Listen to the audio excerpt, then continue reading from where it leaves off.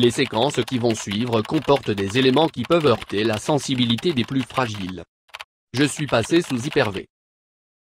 Et bonjour à tous, aujourd'hui on se retrouve pour un nouveau tutoriel où on va voir comment faire de la séquestration de clés BitLocker sur un contrôleur de domaine Active Directory. C'est la peur de tous les administrateurs système. On sécurise l'infra du firewall jusqu'au endpoint, au poste client, sauf que le jour où on a un poste client qui se fait voler et que la partition n'est pas chiffrée, eh bien potentiellement c'est une fuite de données. Sous Windows, le chiffrement natif se fait avec BitLocker.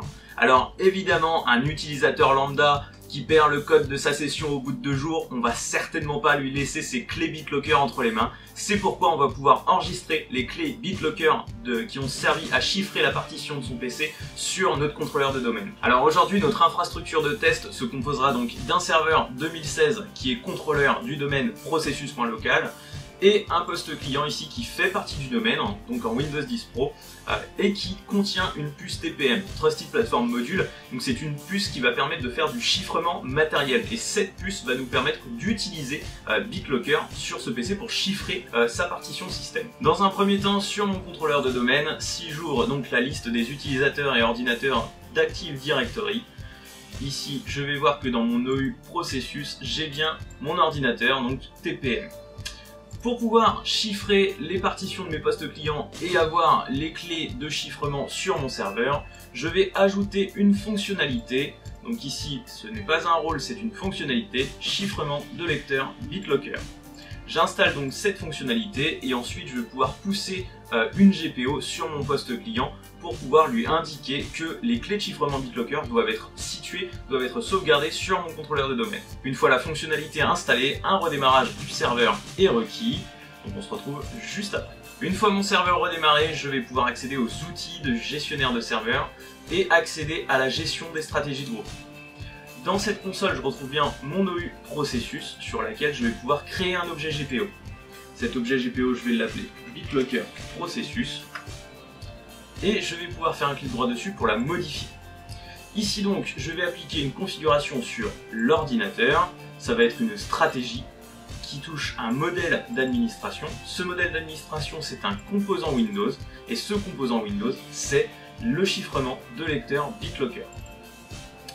Ici donc, je vais pouvoir sélectionner la méthode de récupération des lecteurs protégés par BitLocker. Donc je vais activer cette GPO. Et ensuite, dans lecteur du système d'exploitation, je vais pouvoir sélectionner la méthode de récupération des lecteurs du système d'exploitation protégé par BitLocker. Ici, je vais l'activer et tout en bas, je vais cocher « N'activer BitLocker qu'une fois les informations stockées dans les services de domaine Active Directory ». Ceci va empêcher BitLocker de chiffrer un système client dont la clé n'est pas envoyée à mon service, à mon contrôleur de domaine. Donc ici, j'active cette GPO. Je clique sur mon objet BitLocker processus et je l'active. Une fois ma GPO créée, je vais tout simplement double-cliquer dessus pour accéder à ces détails. Et ici, j'ai la liste des utilisateurs, groupes et ordinateurs sur lesquels appliquer ma GPO.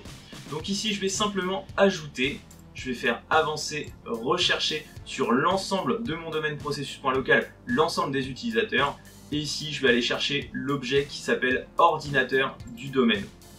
Je vais simplement double-cliquer dessus, je vais choisir OK, et comme ça ma GPO va pouvoir s'appliquer sur l'ensemble des ordinateurs du domaine processus.local. Donc j'ai terminé les manipulations sur mon Windows Server 2007. Sur le poste client à présent, je vais simplement ouvrir une console PowerShell en tant qu'admin, et je vais taper gpotlet/force pour forcer la mise à jour des stratégies de groupe sur mon poste client. Une fois la mise à jour des GPO terminée sur le poste client, je vais simplement rechercher BitLocker dans mon panneau de configuration, accéder à l'onglet chiffrement de lecteur BitLocker et ici je vais tout simplement activer BitLocker. BitLocker vous impose de sauvegarder votre clé de récupération. Si vous n'avez qu'une seule partition qui est celle du système, vous ne pourrez pas enregistrer dans un fichier votre clé de récupération puisque ce fichier serait stocké sur le lecteur qui va être chiffré et donc du coup BitLocker vous empêche de le faire.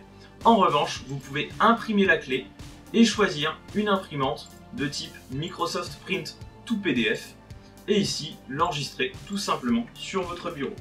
Ici je vais l'appeler BitLocker et il va me générer un PDF sur mon bureau. Voilà, juste ici. Je vais pouvoir ensuite continuer la configuration de BitLocker. Ici, je vais prendre le nouveau mode de chiffrement. Je ne vais pas faire de vérification BitLocker puisque je suis sur un système virtuel que je viens d'installer, donc aucun souci. Et donc je vais démarrer le chiffrement. Ici, j'attends patiemment que mon chiffrement arrive à 100% et je vais pouvoir retrouver donc mes clés de chiffrement de mon poste TPM sur mon contrôleur de domaine. Une fois le chiffrement de ma partition terminé, je peux aller sur mon serveur 2016, ouvrir mes utilisateurs et ordinateurs Active Directory. Ici, je retrouve donc mon OU processus avec ma machine TPM. Je fais un clic droit propriété et dans l'onglet récupération BitLocker, ici, je récupère bien donc ma clé de récupération BitLocker de ma partition chiffrée. Et donc maintenant, nous allons voir que avec cette clé de récupération, je vais pouvoir retirer le disque dur de ma machine virtuelle client, donc le Windows 10 TPM, et je vais pouvoir le mapper sur mon serveur 2016 et ouvrir ma partition système avec justement cette clé de récupération pour pouvoir déchiffrer ma partition chiffrée avec BitLocker. Et donc j'accède aux propriétés de mon serveur, mon contrôleur de domaine. Je vais aller sur mon contrôleur IDE et je vais ajouter un disque dur. Et ici, mon disque dur virtuel, je vais venir le récupérer. Donc ce sera le disque dur de ma machine cliente TPM. Je l'ajoute, je redémarre mon serveur et on va voir que je vais pouvoir déchiffrer la partition système de ce disque. Une fois mon contrôleur de domaine redémarré, ici je vois que j'ai bien un disque local qui est chiffré avec BitLocker. Si j'essaye de double-cliquer dessus pour accéder à ces données, ici on me demande d'entrer la clé de récupération BitLocker. J'ouvre donc mon utilisateur et ordinateur Active Directory et je vais récupérer ma clé de récupération BitLocker donc sur ma machine TPM. Propriété, récupération BitLocker. Et ici, je vois que j'ai mon mot de passe de récupération. Ici, je remets mon mot de passe pour l'avoir en une seule ligne, de cette façon-là. Et si j'essaye d'accéder donc à mon disque local, je colle ma clé de récupération BitLocker et je peux déverrouiller, voilà, le disque de mon client. Et ici, accéder à ces données. Et donc ici, on a un exemple de sécurisation des postes clients qui est plutôt très bonne, puisque la clé de récupération n'est pas stockée sur le poste local mais sur mon contrôleur de domaine. Et donc si je ne suis pas sur mon domaine, si je ne suis pas administrateur du domaine, je ne peux pas récupérer cette clé qui me permet d'accéder aux partitions système. C'est vraiment un point clé de la sécurisation d'un parc informatique, puisque en fait c'est extrêmement difficile de sécuriser un poste quand un attaquant a un accès physique à la machine. C'est très compliqué. Voilà, j'espère que cette vidéo vous aura plu. Si c'est le cas, n'hésitez pas, un petit pouce bleu, vous abonner à la chaîne comme d'habitude. Je vous dis à très vite moi pour de nouvelles vidéos et d'ici là, portez-vous bien.